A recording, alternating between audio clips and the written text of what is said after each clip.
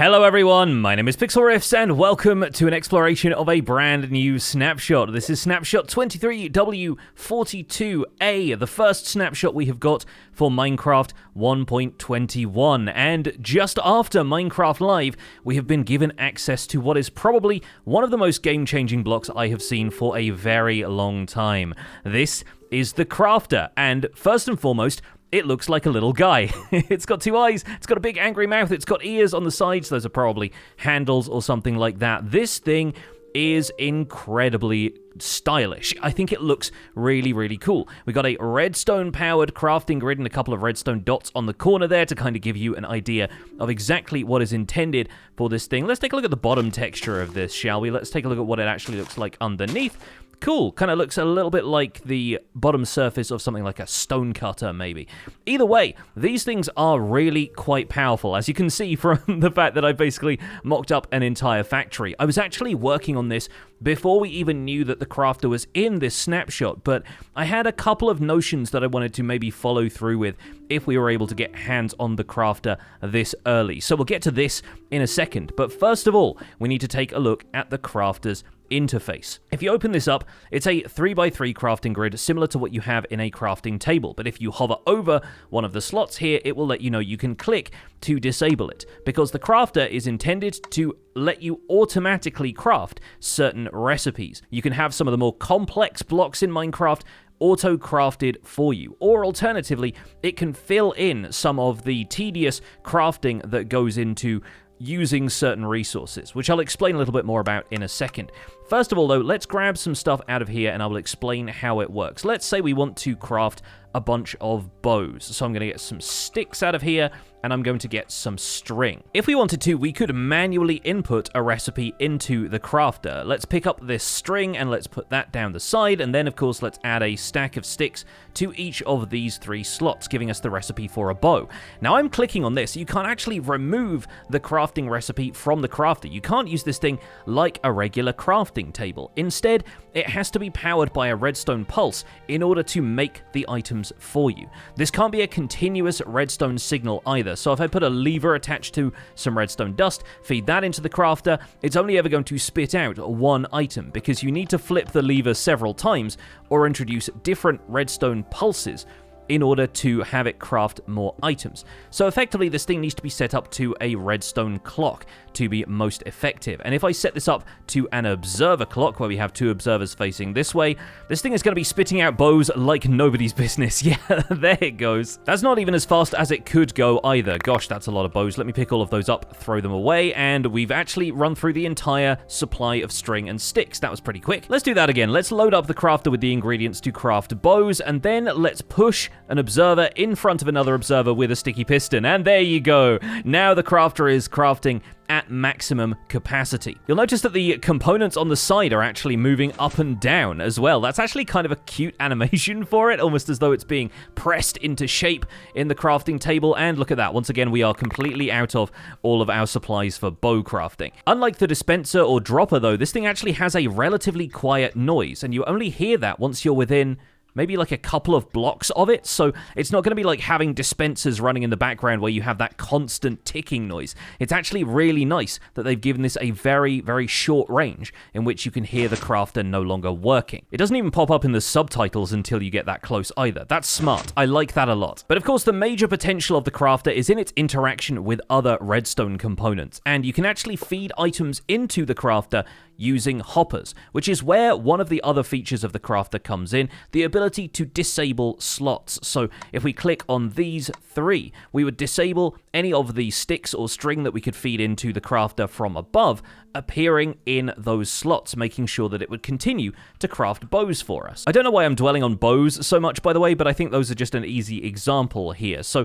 if we put some sticks or some string in this hopper right here, like so, and we activate our clock once again, I will realize that I put this crafting recipe completely the wrong way round, and people are probably already making fun of me in the comments. Let's try that again, shall we? You know, a bow where you have one really solid stick here and a very bendy piece of string attached to it. That's definitely going to work firing arrows, isn't it? But if we put the sticks and the string in the top hopper, now we should be able to have it craft bows, and we can observe that every so often, one of those ingredients is making its way into the crafter, but obviously, it cannot keep up with the clock. Taking a look in the crafter, though, you can see that slowly but surely it is refilling each of these slots with sticks, and not only that, but it was doing that in the exact order that the sticks appear, top to bottom, in the crafting recipe. Now it's doing the same thing with the string, adding one string per slot from top to bottom, and that indicates how the crafter actually functions with a hopper. If I destroy all of these bows for a second, we'll take these out here, and we want to feed in the recipe for something a little more complicated. To craft a piston, we need 3 wood planks across the top, 2 cobblestone on either side for 4 cobblestone total, an iron ingot, and some redstone dust, and as you can see, the crafter is now ready to make us a piston.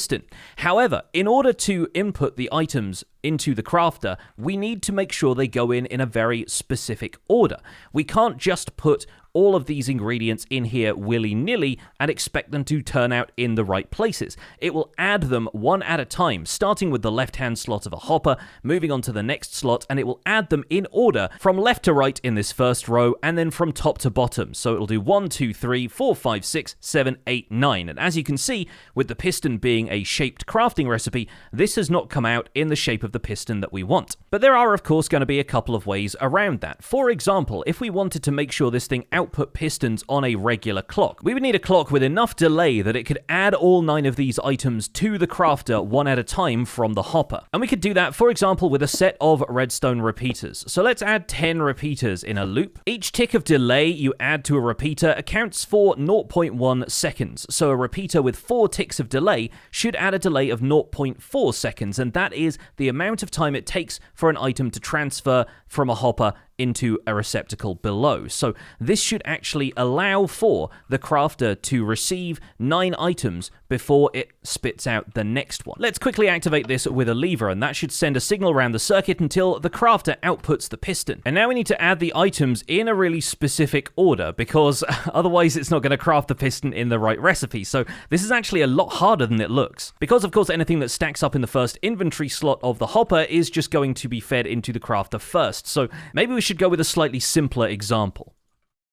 With this crafter clock running, we're going to set up another crafter that's going to have bones fed into it, and it's simply going to turn those into bone meal. We'll disable all of the slots around here so that it's just going to craft bone meal in that center slot, and we're going to put a barrel on top of here so that every time the crafter is powered, it's going to spit out one of these bones as bone meal. The bone meal will go into the barrel. The barrel is going to eject those via this hopper into this crafter, which should slowly add up 9 pieces of bone meal and craft a bone block, spitting that out at the bottom here. And you can imagine attaching a module like this to your skeleton farms so that you don't have to worry about carting around all of those bones, converting them into bone blocks manually, going through that secondary stage of crafting them into bone meal. These 2 crafters will do all of that for you. We could also set up something like a dropper clock to react to when this crafter has any contents, but the crafter is actually going to account for any disabled slots in its GUI when it produces a redstone signal. You'll notice that the redstone output here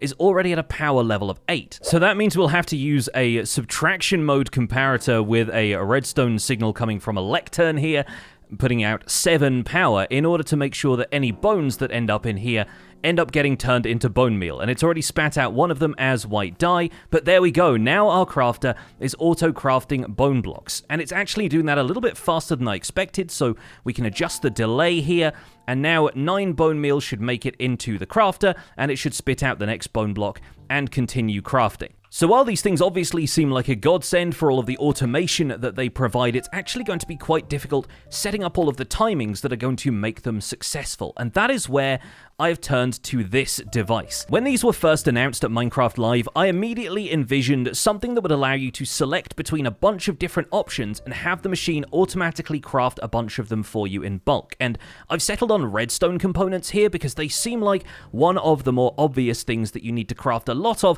and things that are a bit difficult to craft. Dispensers in particular spring to mind because bows are not stackable, therefore you have to have a lot of them in your inventory, and it makes crafting them a royal pain. Usually, to do this most effectively, you have to throw a bunch of bows on the ground, have a crafting table open with a stack of cobblestone and a redstone dust in there, and then just be constantly shift-clicking bows in order to get your dispensers and not craft a whole bunch of droppers. This takes the pain out of that process by making the whole process of crafting them a little bit more automatic. This selector here runs into a redstone decoder around the back here, and I didn't know how to build a redstone decoder before today, so I'll give credit to CT5K, who made a really useful tutorial about how to build a 2-wide redstone decoder, which effectively just translates the signal strength from this comparator into a single redstone torch output that can be on any one of these adjacent sets of blocks. So for example, if I have this set to the redstone torch, that's setting number 1, and the first torch lights up there, whereas if I have this set to piston, and that's setting number 5, the 5th redstone torch lights up over here. And I'm going to show you how this works by crafting some redstone torches and then some comparators. After you've chosen what you want here, the first thing you do is go over to this crafter and make sure that any slots are disabled that might contain other items. So we're just going to get the 2 items that you need to craft a redstone torch, redstone dust, and a stick. Then we can walk over here, flip on this lever, it will activate a couple of timers behind the scenes, and we should find that redstone goes into the crafter, followed by a torch, and that's crafted before the next set of ingredients are dispensed. This is all being delivered to a hopper behind the crafter via a water stream, and an identical hopper timer, an etho hopper clock, is running behind the scenes, making sure that both of these events happen at the same time. Obviously, when you turn off the system, it's going to dispense one more as the hopper timers reset, and that should be the last thing. So we do sometimes need to take a couple of ingredients out of the crafter interface. Now let's say we want to set this to have comparators dispensed. Let's open this up. Let's open up all of the slots that are required for the comparator crafting recipe, which should be 3 redstone torches, a piece of quartz in the middle, and 3 natural stone across the bottom. Now let's see what happens when we flick the lever. Hopefully the ingredients should all splash into their dispensers and come through in order, and unfortunately the quartz has come in last. So this is something that I'm still working on, and I wasn't quite certain how we were going to have to configure this in terms of timing. But alternatively, of course, if you want to, you can simply set the ingredients in the right place and allow the crafter to add to the stacks of ingredients inside of the crafter interface, at which point the numbers are going to even out, and this thing is going to be able to craft comparators for you repeatedly. Let's switch off the interface here, and I'll explain a little bit more about what's going on behind here. So the way I've got this set up, whichever torch is lit up is going to activate a repeater which turns on or off an etho hopper clock underneath this line of dispensers and observers. The observers are facing downwards just to make sure that they are detecting what's happening below them, and each of these dispensers contains the ingredients in the order that they need to be added to the crafter in order for it to work. So this third module here is the one that contains the ingredients for the comparator. So we need to add 2 redstone torches first, which are in this dropper, and then a piece of quartz because that goes in the center of the recipe, and then a third redstone torch to go on the other side in slot 6 over there, and then 3 pieces of natural stone. Each of these dispensers spits out the ingredient with a very short delay between them, which is one of the reasons that the ingredients are making it into the hopper in weird timings. But having this hopper clock underneath activates all of the observers, which activate all of the droppers. The droppers spit out their ingredients into a water stream, and the water stream delivers to this hopper behind here that's connected to the crafter. Then once again, another etho hopper clock underneath here sends a signal to the crafter, letting it know to craft the item that is waiting in the slot. And on occasion, the timings will work out, but unfortunately, it seems like some items are being dispensed too quickly. The identical items like natural stone and redstone torches from that comparator recipe are grouping up in the water stream because they are all dispensed quite quickly. So once again, you do have to play around with the timing a little bit. And while I like this design for its factory aesthetic and the fact that these factory chimneys can effectively control the flow of items, unfortunately, it isn't all that simple. If we had a way to slow down the rate at which these observers fired, or if we wanted to string a bunch of redstone around the chimney so that the droppers fired in a slower sequence, then we could probably set it up so that the ingredients made it to the hopper one at a time, allowing them to be fed into the crafter interface with precise timing. But this is just an example of how this can be used, and has been put together with a very, very short timeline, based on the fact that I was only just tinkering around with this on a theoretical level before the crafter arrived today, and I wanted to make a video about it as soon as possible because I think this thing has potential to be a phenomenal addition to the game. Going back to the example of using bones in a skeleton spawner though, let's say for example that we filter out the bones to be auto-crafted into bone blocks, we filter out the arrows to go into a separate chest, and we can even dispense some of the armor that the skeletons might drop onto an armor stand so that that can be sorted separately.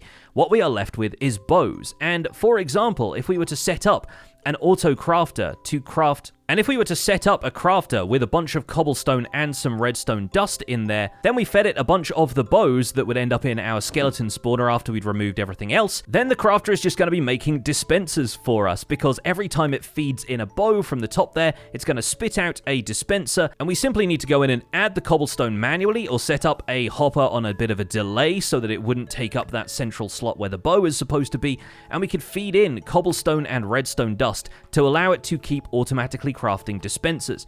And the crafter can output directly into another inventory, so of course we could have it set up here to dispense into a barrel, and all of these dispensers would be saved inside that inventory instead of thrown out onto the floor.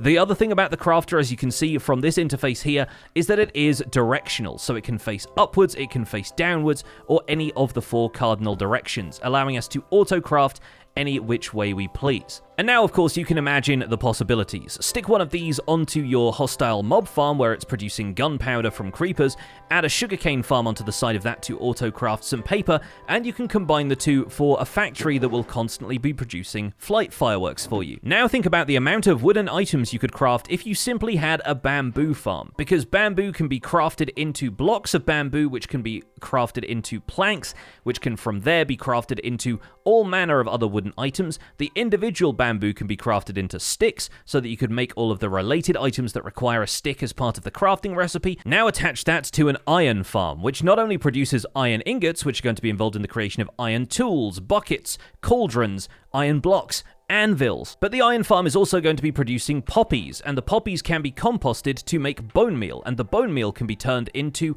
white dye, which you can combine with the red dye from poppies to make pink, and suddenly you're getting pink dye out of your iron farm. Frankly, the potential of this is immense, and I am no redstone expert. You're going to see the technical community do absolutely wild stuff with this over the next few months, and I really hope that people keep the level of excitement for this once it is released, because obviously the temptation is to do a lot of experimentation with these things in snapshots to the point where they feel kind of pedestrian once they're in our long-term survival worlds. But trust me, there is going to be so much potential for this. Another one has just occurred to me: shulker shells. You can have this thing auto-craft shulker boxes for you by simply placing in a couple of shulker shells. Obviously, it's possible to farm shulkers, so the output from a shulker farm could feed in here, and you could have it automatically crafting chests for you. Then not only does this automatically produce shulker boxes for you, but the shulker boxes can be output into a dispenser. The dispenser can place them, a piston can break them, and they can be filled with everything from another set of automatic crafters,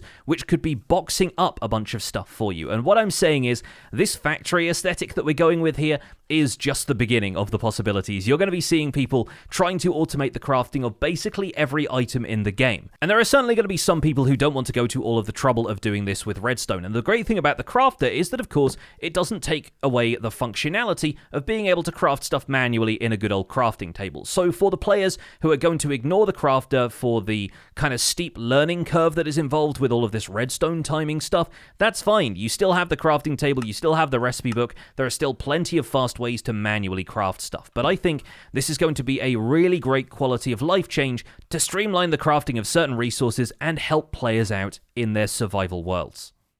But speaking of survival worlds, I actually want to test out how quickly we can get hold of the crafter in a regular survival world. So I'm here in a brand new world in the snapshot. I haven't seen this seed before, and I don't honestly know even what the recipe is for a crafter. So the first thing I'm going to do is open up a crafting table. We're going to obviously break this down into planks. I don't know why I'm looking through the recipe book right now. There we go. We can open this up, and let's look for the crafter. Let's see if we don't have the recipe for it yet. Okay, I guess we got to go and find some ingredients. So all that confirms right now is that we can't simply make it out of oak planks. Well, I know some other stuff we can make out of oak planks. Let's make ourselves some tools. And you know what? I might make a boat as well, because I've just spotted a shipwreck over there. This is my Minecraft bingo instincts kicking in. I want to go and see if there's any iron or anything in that shipwreck. We also didn't spawn in an area that looked like it had a great deal of stone around it. Obviously, there'd be stone below the surface, but this looks more like it. And unfortunately, unless this is made out of paper and coal, we don't quite have the ingredients we need here. But hey, at least we have some stuff for some torches and food. Oh, perfect. Not only only is there a hillside over here that we can get some stone from, there's also a village. So